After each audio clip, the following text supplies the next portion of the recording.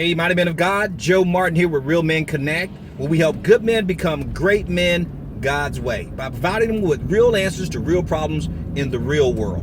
Guys, I shot an earlier video when you see me dressed in the same attire. I got caught in traffic, so I figured I'll shoot another video. But I'll make this one quick. I'm actually on my way going to work out and get some exercise in. But I often tell men, and this is what I'm going to talk to you about today, I often tell men, when it comes to your children, when it comes to dealing with teenagers, when it comes to dealing with young people, never be shocked by what they tell you. In other words, never let them see you sweat. Never let them see you sweat. And the reason why that's so important, because a lot of times when young people come to you and they're going to bare their soul to you, first of all, they don't want to do it. Now, they want to bare their soul, but not to you, because they're afraid that we're going to judge them. They're, especially if we're their parent, they're going to think that we're going to go off the deep end and we're going to probably lose our mind and maybe judge them or whatever. But you get the point. They're afraid. They're timid. So the last thing you want to do if you want them to keep coming to you is to never let them see you sweat. Never let them see you sweat. And now, the reason why I tell you that, because another point I want to make is that a lot of times we believe that we cannot relate to people because they don't come from the same background, they don't share the same experience, they're not the same age, they're from a different religion, they're from whatever.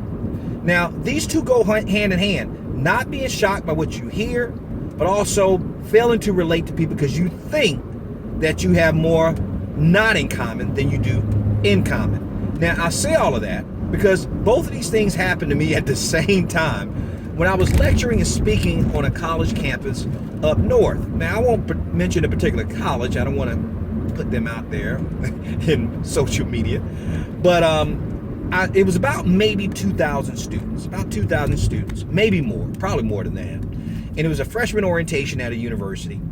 And let's say this. It was not much diversity at this school. When I say it was not much diversity, I think out of those couple of thousand or 3,000 students, maybe there were 3 people of color in the entire building. Well, after I was done giving my presentation, I was doing a book signing afterwards.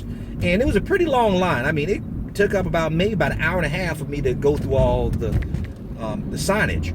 But I noticed while I was signing books that there was this young lady, young student, like she's about 19, 18 years old, standing to the side, but she wasn't in the line buying any books.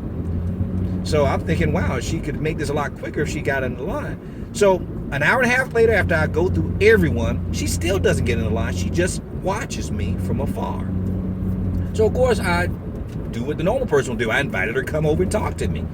So she was a little bit shy, but she came over and I asked her, I said, can I help you? She said, no, it's not, I don't need anything. I was just watching you, which I thought was kind of weird. I said, yeah, for the last 2 hours? She said, yeah. She said, I just wanted to see how you interact with the students. Now, this is key. She wanted to see how I was interacting with the students. I later found out because she was nervous about what she wanted to share with me. So she said, I just wanted to watch you interact with the students.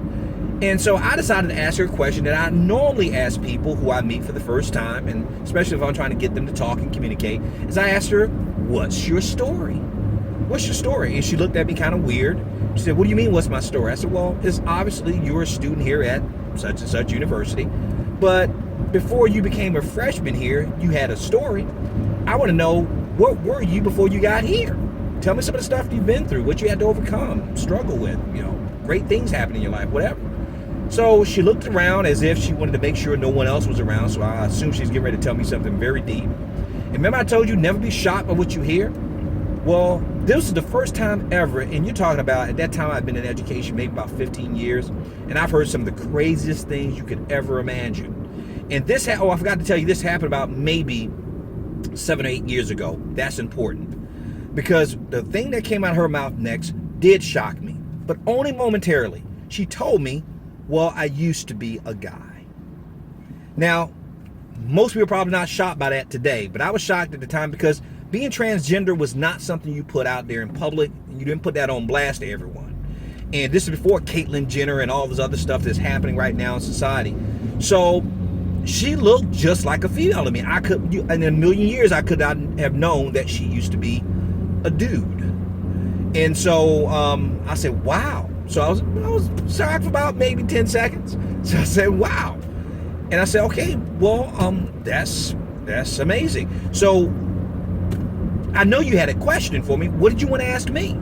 He said, well, I watched how you interact with the students because I wanted to talk to you, but I was a little bit afraid to do it because I thought I wanted to talk to you because I thought you'd be able to understand and relate to me.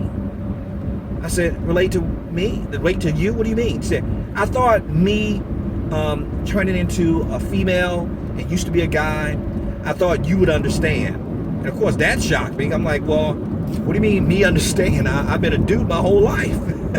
She said, no, I know that. But you mentioned when you were talking to the rest of the students, you shared your story, that you were the only student of color, only male student of color in all of your classes while you were in college. I said, yeah, I sure was. I said, I was the only African-American male in all of my classes. She said, well, when you were the only African-American male in all your classes, did you feel as if no one could relate to you? Did you feel out of place? Did you feel people were judging you, staring at you, talking about you? I said, yeah, to be quite honest, yeah. She said, well, that's exactly how I feel. Used to be a guy and now I'm a female and I'm going to school here. I don't know how to fit in. What if they found out about me? What if they start judging me? I feel out of place. And that's when I realized that, guys, that we may have different situations, but we all go through the same struggles. Let me say that again. We may have different situations, but we all go through the same struggles. And I proceeded to have a conversation with her for the next hour and a half, and I showed her the love of Christ. Now, I didn't lead her to Christ, but I showed her the love of Christ because she knew about my God. And what it would remind me of was when Jesus met the woman at the well, and he knew her story, but yet he did not stand in judgment of her, but he loved on her. And I did the best I could in the spirit to show her the love of Christ. Now, I never kept in contact with her. I was hoping that she would keep in contact with me, and I never heard from her since. But I learned a very valuable lesson that day. Again, that we all have different situations, but we all struggle with the same problems. See, it wasn't about her being transgender. It was about her feeling out of place, her feeling judged, her feeling looked at and not understood. Guys, we've all struggled with that. So when young people come to you, or if you think there's a chasm, this big divide between you and a young person, no, you have to reach out to these people. You have to reach out to a young man, a young woman, even if there's an age gap, even if there's a culture gap, even if there's a religious gap, because we're all in the same boat. But never be shocked by what they tell you. But more importantly, let them know that you understand their struggles. I heard one preacher say that the best message sermon you can ever preach to someone, 2 words you can minister to someone with, is me too. Me too.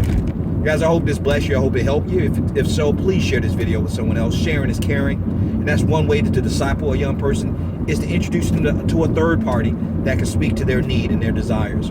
Guys, remember, we're males by birth, but we are men by choice. So choose to be the man God called and created you to be, because a male is a terrible thing to waste. So as you can see, the traffic is moving now, so I'll talk to you soon. Be blessed. And as always, stay in his grip.